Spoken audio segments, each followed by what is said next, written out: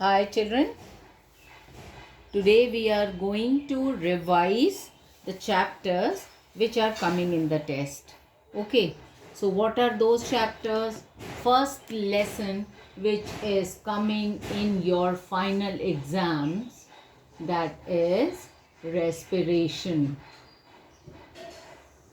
Okay, children, this lesson, respiration, in this chapter what we have studied, that what are the ways of respiration in human beings and in different type of animals, right? So there are few points which we discuss about the respiration is that first of all, what is respiration, right? Respiration is the process of release of energy from digested food by its oxidation. Okay, this consists of respiration consists of breathing. Okay, it consists of breathing and cellular respiration.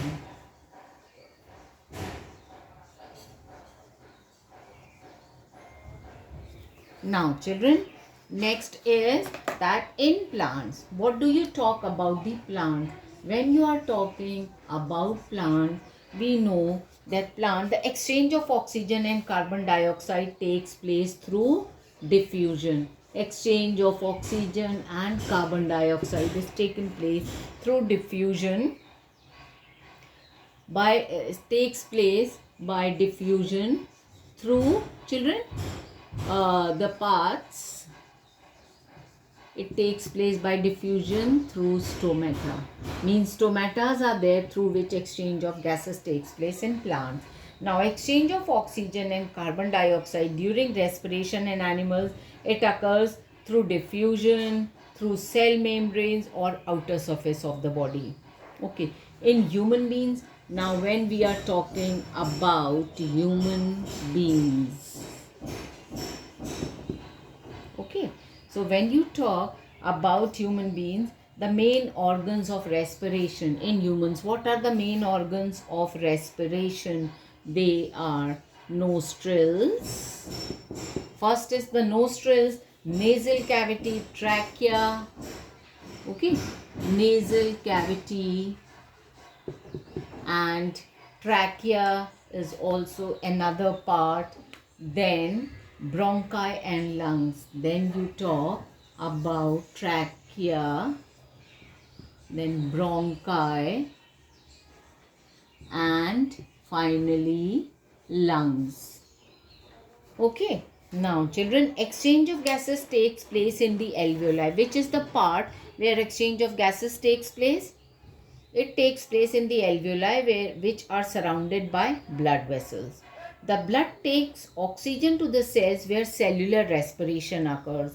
The carbon dioxide passes into the blood and then into the alveoli. Right? Carbon dioxide is released through alveoli and oxygen is absorbed by the blood through alveoli. Now children, anaerobic respiration. Anaerobic respiration occurs in some organisms to release energy without using oxygen. Do you know the difference between aerobic respiration and anaerobic respiration? Children, anaerobic respiration is the respiration which occurs in the absence of oxygen, and aerobic respiration is the respiration which occurs in the presence of oxygen. Right? Now children, so this is about this chapter, respiration. Now let us talk about the next chapter, which is motion and time.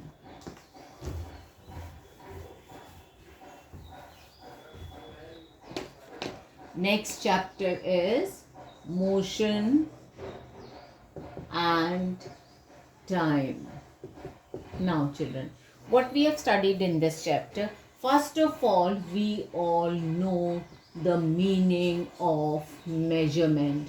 What is the meaning of measurement, children? This is the comparison of an unknown quantity with some fixed quantity of the same kind. right? Unknown quantity is to be compared with the fixed quantity of the same kind. Physical quantities. Now next in this is physical quantities. What are physical quantities? Physical quantities are the quantities which can be measured. For example, children, length, weight, time, temperature, speed, etc. These are all physical quantities. A standard unit is one that is uniformly used by everyone. What is a standard unit? Standard unit is the unit which is used by everyone in everywhere. Standard units are used. Now, measurement of time requires something that occurs or appears at regular intervals. For example, rotation of the earth on its axis and to and fro motion of a pendulum. Right? Pendulum moves in to and fro motion, and you can say that rotation of the earth rotates on its axis also, and revolution of the earth also is there, which takes place in 365, 1 by 4 days. Now, children, when you are talking about the simple pendulum, then we study about the time period. What is the time period? The time taken to complete one oscillation. What is one oscillation? When you bring your bob here, it moves in this direction, and when it comes back to this position, this is one oscillation.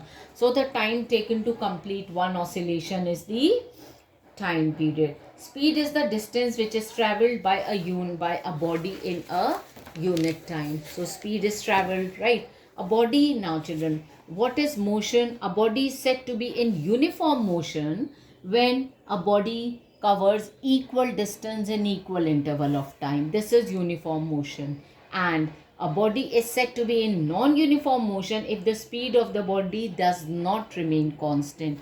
When the speed of the body is not constant always, that is non-uniform motion, and when the speed of the body is constant, that is uniform motion. Now children, when you plot a graph of uniform motion and non-uniform motion, when we plot a graph of these things, children, we see that for the uniform motion, the graph will always be made of a straight line. Okay, we will have a graph of a straight line like this for uniform motion, and when a body is not moving in a uniform motion, your graph moves maybe like this, or in any direction. Uniform motion, the body moves, body covers equal distance in equal interval of time. Okay, now next chapter, children, that is light. Okay, now when we are talking about light, we know that light travels in a straight line. It travels in straight line. Right? What is the meaning of this? This is also known as rectilinear propagation of light. When a beam of light falls on a mirror, it gets reflected. Reflection can be seen with a mirror also. Now children, what about a real image? Real image is the image which forms on the screen, and virtual image is the image which do not form on the screen. Okay, virtual images not forming on the screen. This is a virtual image. Right? Now children, when you are talking about the spherical mirrors, right, there are some spherical mirrors also like this. So when the mirror is painted from inner side and shiny from the outer side, this mirror is known as convex mirror, and when the mirror is painted from the outer side, shiny from the inner side, this is known as concave mirror. Reflecting surface is outside, that is convex mirror. When the reflecting surface is inside, it is called concave mirror. A concave mirror, children, all convex mirror will always form virtual image,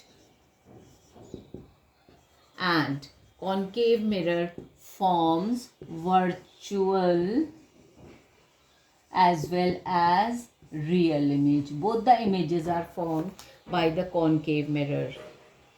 A concave mirror, children, the size of the image also depends on the distance of the object from the mirror, right? So the images which are formed by the plane mirror, they are always virtual, they are always erect, they are always of the same size, and they are always at the equal distance. The object, as much the distance is between the object and the mirror, the same distance is between the image and the object. Okay, now children, concave mirror, uses of concave mirrors, they are used to convert solar energy into heat energy. They are used in torches, they are used in the headlights of car, and they are, which is reflecting the light of the bulb to form a powerful beam of light. And in an astronomical telescope, telescopes are also having which mirror? Concave mirror. Okay, so these are the concave mirror. Now children, when we are talking about the uses of convex mirror, we see that the convex mirror is used in the rear view mirrors of the car. What are the rear view mirrors? Rear view mirrors are the ones, children, which are present at the side of the four-wheelers. So why we are using convex mirror over there? Because convex mirrors are, they are making a bigger thing small so that more area can be covered by them. So this is about the light. Now, what are we talking about, children? Electricity and circuits. Okay, the chapter which we are having in our test, that is electric current and its effect. Electric current and its effects, right? Electric current and its effect. Now children, an electric circuit is a continuous conducting path for electric current. Now, what is electric circuit? Electric circuit is a continuous path. Okay, this is a path where electric current moves. Now, what is electric current? Electric current is something which passes through the wire, and when you switch on the connection, the bulb starts glowing or the fan moves. Why? Because something is flowing in the wire. What is flowing in the wires? Electric wires. Electric current is flowing. Now children, when you are talking about the circuit diagram that shows the electric, what is a circuit diagram? Circuit diagram is the diagram which shows the electric circuit, which is having all the things. Okay, this is known as the circuit diagram. Electric current flows always from higher potential to the lower potential, right? When an electric current flows through a conductor, heat is produced. Electricity always moves through the conductors, and electricity does not pass through insulators. What are conductors? Salt solution, sugar solution, metals, they are all conductors, and rubber, wood, plastic, these are all insulators, right? Now children, electrical appliances, you know that there are some electrical appliances like room heater, electric bulb, electric iron. They utilize the heating effect of current. What is a fuse? Fuse is a safety device which is made up of conducting material which has a low melting point. Okay, fuse always have a low melting point, right? So whenever the current flows with the high voltage, the wire melts and it breaks, and it saves the electrical appliances. So children, it works on the principle of heating effect of current. A current flowing in a wire can produce a magnetic field around the wire. The strength of the magnetic field depends on the strength of the current flowing in the wire. Okay, now what is an electromagnet? Electromagnet is a magnet which acts as a magnet till current flows through it. or you can say a substance which acts as a magnet when current flows through it, and when you stop the current to flow, the substance will become a normal. It will not remain a magnet again. So you can say electromagnet is made up of a coil which is of insulated wire which is wound around a piece of a magnetic substance. It acts as a magnet only as long as the current passes through it.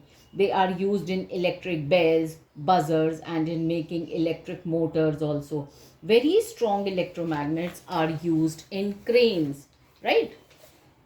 Cranes are also using very strong magnets, children. With the help of these cranes, heavy things which people are they want to lift up some heavy iron things, they are using these cranes to lift it up, right? Now children, so this is about this chapter. Now the next chapter which is coming in your exam, that is waste water management, right? The last chapter is the waste water management. Now what is this, children? Waste water management. We need to manage the waste, the water which is collected at home, that is known as waste, or you can say wastewater generated in houses, industries, hospitals, etc., and rainwater which runs over land. It forms a sewage, that is also known as sewage. So sewage is actually the wastewater. If drainage is not proper, diseases can spread due stagnant water and pollution of surface water and groundwater. The diseases, they may spread because of all these. Now children, the sewage system. What is a sewage system? Sewage, children, system.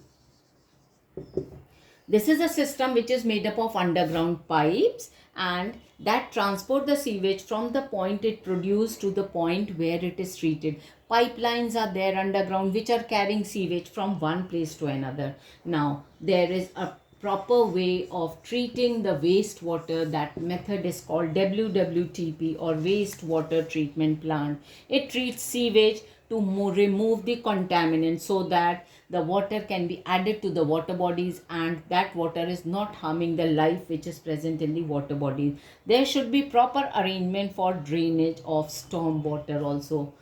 Children, this WWTP is the way by which we know that we can purify the water. Children, there are different methods which are to be followed in this WWTP, that is done with as known as primary treatment and the secondary treatment.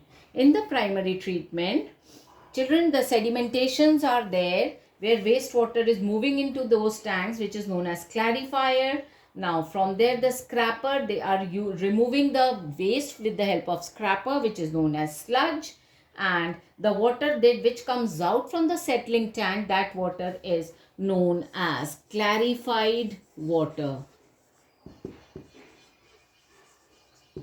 Okay, now this sludge is used to obtain methane, carbon dioxide and humus material by a process called digestion. Now there anaerobic bacteria are acting on it. Now secondary treatment is also there where aeration tanks, in tanks the oxygen or the air moves into these tanks which is carrying oxygen also, and aerobic bacteria, they start acting on this. So children, finally you say that the bacteria, they settle down at the bottom of a settling tank as activated sludge. They are then pumped back into the aeration tank to be reused. After all this, disinfection of the water is done, which is done by adding chlorine or by treating them with ultraviolet rays. Now children, there are some more methods for disposal of waste. What are these, children? Alternate methods, they are septic tank, vermicomposting. These are the methods by which the waste can be treated. Clear? That's all with all the chapters which are coming in your exams. Thank you so much, children.